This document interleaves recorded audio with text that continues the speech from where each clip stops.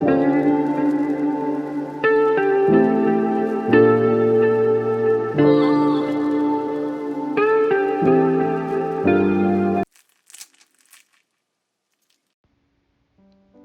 Guys, welcome back to my channel. और आज बन रही है कचौड़ी मेरी रसोई में। और इसे बनाते बनाते मुझे अपने बचपन की याद आ गई, जब ऐसे स्नैक्स के लिए हम वेट किया करते थे कि या तो कोई त्योहार आए या फिर घर में कोई गेस्ट आए, तभी हमें पास वाले हलवाई से जाके कचौड़ी लाने को मिलेगी। तब इन छोटी छोटी बातों से लाइफ के एक्साइटिंग मोमेंट्स बन जाया करते थे। खैर, आज फिर वही दिन है, पर आज खुद हलवाई के हैट पहन के मैं आपको बताती हूँ कि कचौड़ी कैसे बनाएं। और वो भी ऐसी वैसी कचौड़ी नहीं, सोयाबीन से स्टफ्ड कचौड़ी बनाएंगे।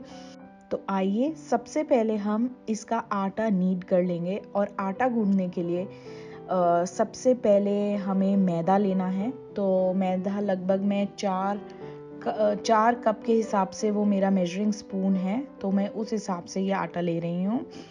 तो कचौड़ी के लिए आटा गूंदना इसलिए सबसे ज़्यादा इम्पोर्टेंट है क्योंकि वही डिटरमाइन करता है कि कचौड़ी कितनी खस्ता बनती है। और यहाँ पे मैंने एक बड़ा सा बोल ले लिया है क्योंकि ये आटे को हमें बहुत अच्छे से नीड करना है।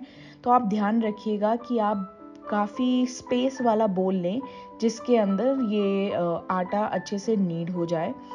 और ये देखिए, ये 4 कप मैंने टोटल अपने बोल में ये डाल लिया है। थोड़ा सा एक्स्ट्रा आटा ज़रूर निकाल के रखिए कि अगर पानी कम ज़्यादा हो जाए तो आप वो यूज़ कर सकें। यहाँ पे इसी पॉइंट पे मैं थोड़ा सा नमक टेस्ट के अनुसार डाल दूँगी, लगभग ½ टीस्पून का हिसाब है।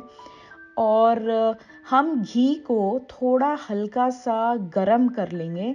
घी को गरम करने से क्या होता है कि लम्प्स नहीं बनते हैं। तो ये 4 टेबलस्पून का हिसाब है घी का। घी 4 टेबलस्पून 4 कप आटे में जाएगा। तो ये याद रखना भी बहुत आसान है। तो ये लगभग 4 टीस्पून था और थोड़ा सा घी मैंने एक्स्ट्रा लिया था क्योंकि जब आटा हमारा अच्छे से नीड हो जाएगा उसके बाद उसे लाइन करने के लिए और उसके ऊपर पपड़ी ना जमे, इसके लिए। तो अब हम फटाफट इस घी और आटे के मिक्सचर को पहले मिक्स कर लेंगे। इस पॉइंट पे आप इसमें पानी बिल्कुल भी ना डालें। पानी हम एक बार ये घी अच्छे से आटे में मिक्स हो जाए उसके बाद ही डालेंगे। और उसको हल्का सा हाथ से दबा के देख लीजिए कि वो एक फॉर्मेशन ले रहा है कि नहीं, इस तरीके से। और फिर उसके बाद हम इसको पानी से नीड करना शुरू करेंगे। कोशिश कीजिए कि आप कम से कम पानी यूज़ करें इस आटे को नीड करने में। जितना कम पानी आप यूज़ करेंगे उतना खस्ता आपकी कचौड़ी बनेगी। तो ये लगभग एक पूरी कटोरी पानी था जिसमें से मेरा 1/4 से थोड़ा कम पानी बच गया था। इतना पूरा पानी इस आटे को नीड करने में जाएगा ही जाएगा। तो अब मैंने सोचा है कि भाई, सोयाबीन में प्रोटीन होता है और कचौड़ी में बचपन की यादें होती हैं, तो चलो क्यों ना दोनों को ही मिक्स करके एक हेल्दी लिशियस कॉम्बिनेशन बनाया जाए। आप मेरे इंस्टाग्राम पे भी जाके मेरी स्टोरी पढ़ सकते हैं @thecumin girl पे। तो देखिए, ये आटा अच्छे से नीड हो गया है। अब मेरे को थोड़ा और स्पेस चाहिए था, तो ये जो पानी बच गया है उससे हल्का हल्का हाथ गीला किया है मैंने। और फिर ये मैं बाकी बचा आटा नीड कर लूँगी। आटे को ना ही ज़्यादा सॉफ्ट रखें ना ही ज़्यादा हार्ड रखें। इसको बिल्कुल नॉर्मल पराठे जैसा आटा आपने गूंदना है। और हल्का हल्के हाथों से पानी लगा लगा के देखिए, मैंने 2 बार किस तरह पानी लगा लगा के इसको नीड कर रही हूँ, इसे और सॉफ्ट बनाने के लिए। तो अब हम इसको अच्छे से नीड करेंगे और फिर लास्ट में थोड़ा सा घी लगा के इसको लाइन करके हम ढक के रख देंगे। लगभग 1-2 घंटे के लिए इसको ढक के रख दीजिए। उसके बाद ही इसकी खस्ता कचौड़ियाँ आप लोग बनाइएगा। या आप देख सकते हैं, मैं भी अब इस रेसिपी में यही करने वाली हूँ। तो ये अच्छे से मैंने लाइन कर दिया है। अच्छे से कोई भी क्रैक्स नहीं है आटे में, बहुत ही स्मूथ आटा गूंदा है। और उसके बाद मैंने इसको टिश्यू पेपर से लाइन करके रख दिया। ये थोड़ा टिश्यू पेपर, अगर मोटा टिश्यू पेपर हो तो वो यूज़ करिए, ज़्यादा हल्के टिश्यू पेपर से मत लाइन कीजिए। तो देखिए, अब हम बनाएंगे अपनी कचौड़ी की फिलिंग। तो उसके अंदर ये सारे इंग्रेडिएंट्स हैं जो जाने वाले हैं। एक एक करके मैं आपको बताती हूँ क्या क्या स्टेप फॉलो करने हैं। उससे पहले आप, ये 70 ग्राम टोटल सोयाबीन मैंने लिया था, तो ये सोयाबीन को भिगो के और फिर एक एक सोयाबीन में से पानी निचोड़ के उसके बाद ही हम इसको मिक्सी करेंगे। तो इसको मिक्सी करने के लिए हम लोगों ने एक अच्छी मिक्सी लेनी है और दरदरा इसको पीसना है।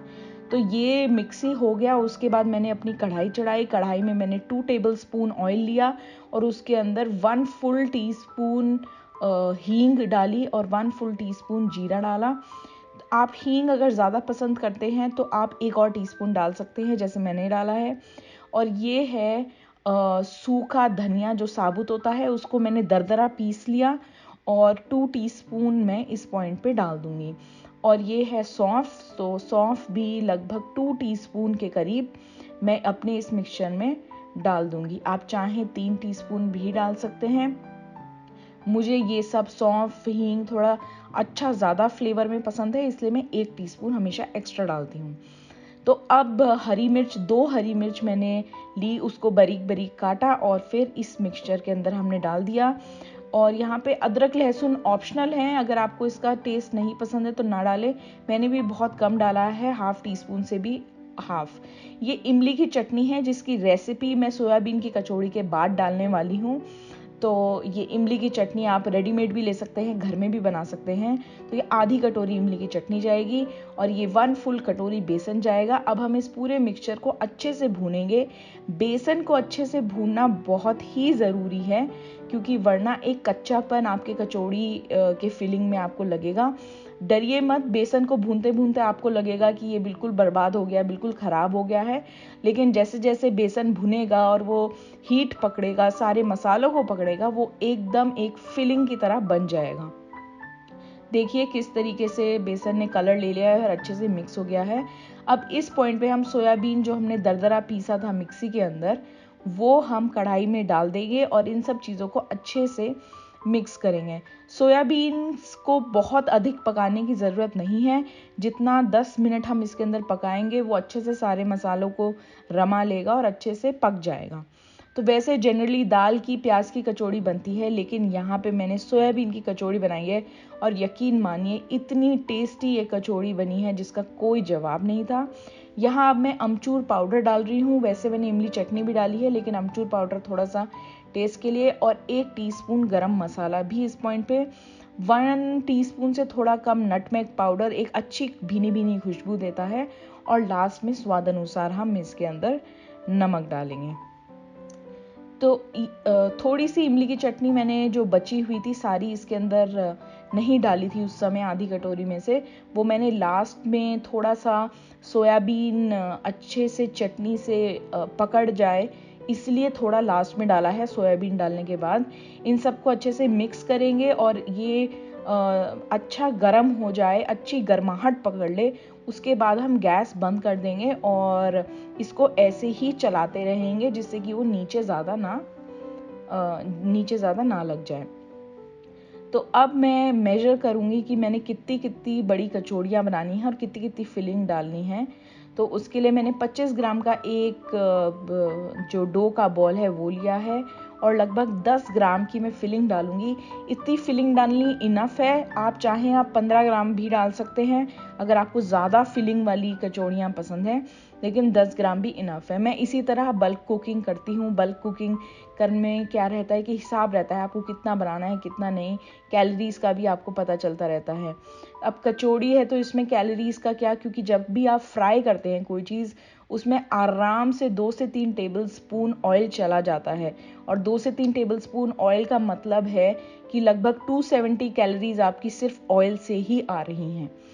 तो देखिए अब मैं किस तरीके से फिल कर रही हूँ। बीच में इमली की चटनी को मैंने लगाया डो को रोल आउट करने के बाद, और फिर जो मैंने मेजर किया था अपना फिलिंग, उस फिलिंग को मैंने भर दिया और एक एक लट पकड़ के इसको फोल्ड करती गई, बंद कर दिया और फिर इसको हल्के हल्के हाथों से बेला, हल्का हल्का प्रेस करा, हल्के हल्के हाथों से इसको फैलाने की कोशिश करी।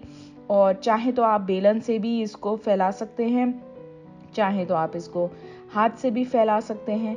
देखिए अगर आपका ऐसा थोड़ा सा दिखने लगे तो आप थोड़ा सा एक्स्ट्रा आटा ले लीजिए और उससे इसको ढक दीजिए, प्रेस कर दीजिए। बिल्कुल भी आपकी कचौड़ी फटने नहीं वाली है। फिर देखिए हल्का आपको मसाला भी दिखना चाहिए। और ये इतनी सारी कचौड़ियाँ मैंने अच्छे से बना के तैयार कर ली हैं। बस अब तैयारी है तो ये फ्राई होने की, और ये फ्राई होने के लिए अब जाएंगी। अब ये सब मैंने आपको इतनी आसान तरीके से बता दिया है कि कैसे सोयाबीन की कचौड़ी बनाएं। और एक बात मैं आपको बताना भूल गई कि जिस दिन मैं ये कचौड़ी बना रही थी उस दिन मैंने इसी से एकदम लाइव रील बनाते बनाते अपने इंस्टाग्राम पे डाली है @QMinGirl पे। आप वहाँ जाके भी देख सकते हैं कि कैसे ये असलियत में बनी उस दिन, क्योंकि ये तो हम बाद में डालते हैं ना रेसिपीज़। तो ये देखिए, अब फ्राई करने के लिए मैंने डाली। फ्राई करने के लिए इम्पॉर्टेंट चीज़ ये ध्यान रखनी है कि स्लो फ्लेम होना चाहिए, तेल ज़्यादा गर्म नहीं होना चाहिए। 15 से 20 मिनट आपको आराम से लगेंगे ये कचौड़ियाँ बिल्कुल पकाने में। अच्छे से फ्राई करने के लिए आप तेल ज़्यादा गर्म रख देंगे, कचौड़ियाँ जल जाएंगी, फट जाएंगी, उसका अंदर का मसाला भी जल सकता है। इसलिए ध्यान रखिए, आराम से आपको ये करना है। तो देखिए, इतनी यमी रेसिपी के लिए सब्सक्राइब भी ज़रा मुझे कर दीजिए, बेल आइकन भी दबा दीजिए, जिससे मेरे वीडियो आपको तुरंत एकदम लॉन्च होते ही मिल जाए।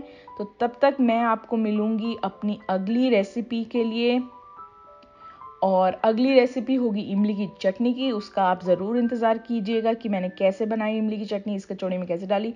तब तक के लिए बाय बाय।